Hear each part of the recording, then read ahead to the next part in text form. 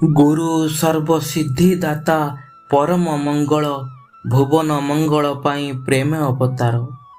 ସେଇ ଈଶ୍ୱରଙ୍କୁ ଦେଖିବାର ସୌଭାଗ୍ୟ ମିଳେ ଏଇ ମନୁଷ୍ୟ ଦେହ ଧାରଣ କରି ଯେତେବେଳେ ସେ ଅବତୀର୍ଣ୍ଣ ହୁଅନ୍ତି। ସେ ଠାକୁର କୁହନ୍ତି, ସବୁ ଦେବତାଙ୍କ ସମାହାରରେ ପୁରୁଷୋତ୍ତମଙ୍କ ସୃଷ୍ଟି ସହଜ ମଣିଷ ନର ରୂପେ କରନ୍ତି ଦୃଷ୍ଟି ବୃଷ୍ଟି। ସେ ହେଉଛନ୍ତି ମଙ୍ଗଳମୟ। ସେ ଛଳେ ବଳେ କୌଶଳେ କୀଟ ପତଙ୍ଗ ଠାରୁ ଆରମ୍ଭ କରି ମଣିଷ ପର୍ଯ୍ୟନ୍ତ ସମସ୍ତିଙ୍କର ହିଁ ମଙ୍ଗଳ କାମନା କରିଥାନ୍ତି। ସେ ପ୍ରତିକ୍ଷଣ ସର୍ବମଙ୍ଗଳ କାମନା କରନ୍ତି। ସେ ହେଉଛନ୍ତି ସଭିଙ୍କର ଆରାଧ୍ୟ, ସଭିଙ୍କର ପୂଜ୍ୟ।